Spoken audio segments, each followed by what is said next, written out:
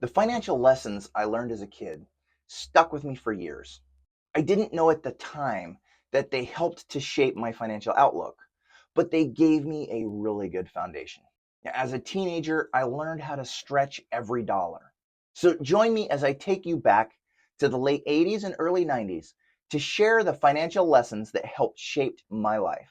I learned at a very young age that money was not available in an endless supply. Now, I only remember this from stories told to me because I was very young, but the stories stuck with me. See, we used to play a game every month. My parents would give the bills to my brother and we would throw them up in the air. And then whatever landed face up, my parents would pay.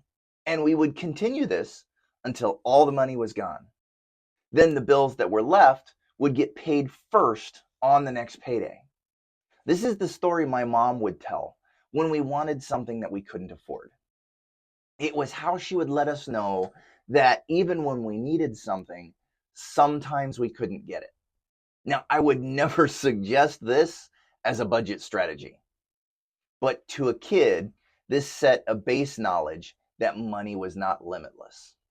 And growing up with limited resources gave me a scarcity mindset, but it also taught me resilience. When we left my first stepdad, we had almost nothing. We had just enough money for essentials and a few luxuries like a vacuum and a microwave.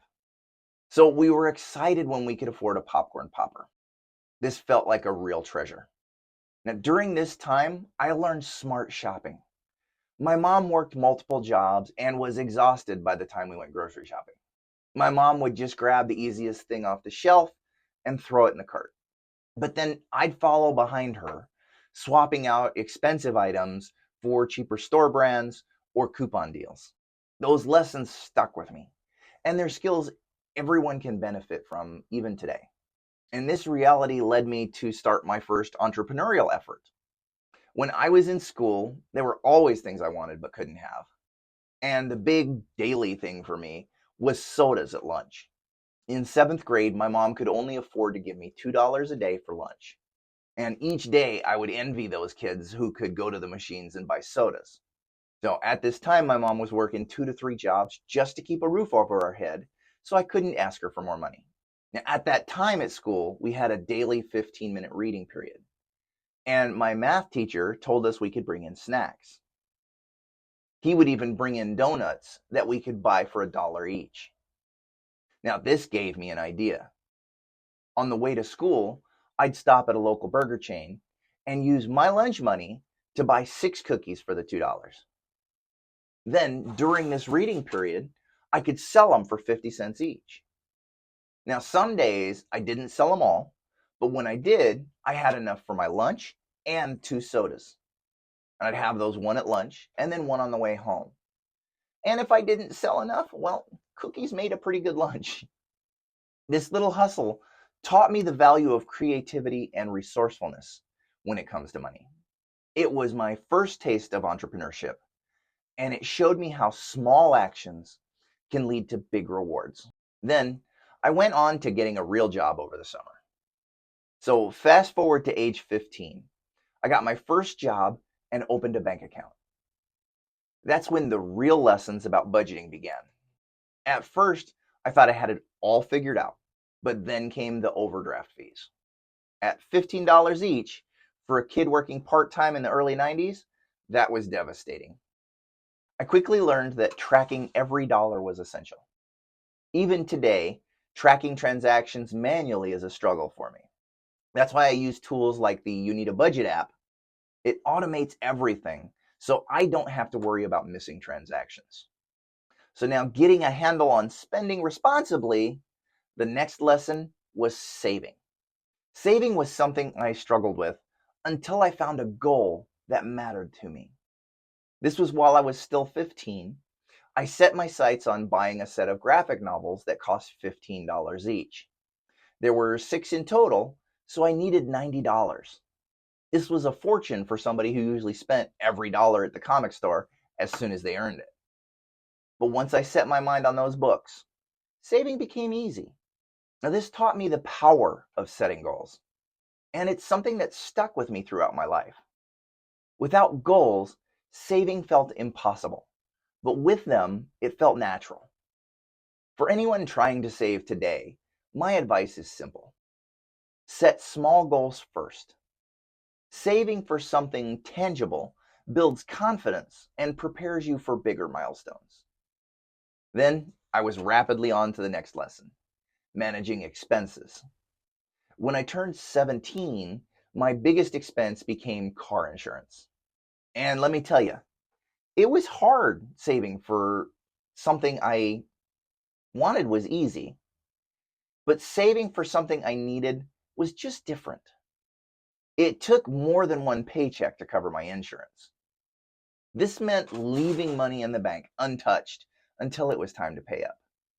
Now, I was a busser at a nice restaurant, so I had regular cash from tips, which helped cover gas. But even then, money was tight, and I couldn't just buy whatever I wanted. This taught me that things like fast food or convenience buys were just not worth it compared to lasting investments like transportation or education. The discipline required to save for my insurance shaped how I manage money today. Now, every spending category I have has a goal attached to it, even junk food.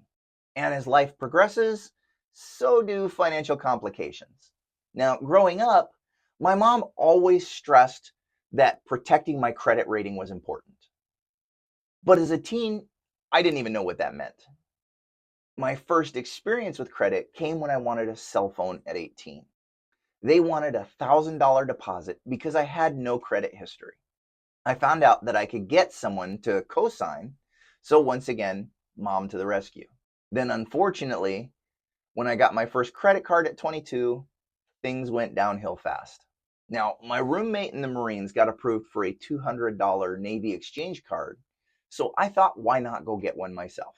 But when my application came back, $1,000. And what did I do? I bought video games and a digital camera on day one. It took years to learn respect for credit and debt, and I paid a lot of interest on that card. But those early mistakes taught me valuable lessons about financial discipline. And when I enlisted in the Marines, I knew I wouldn't be there forever. So I started thinking about the future.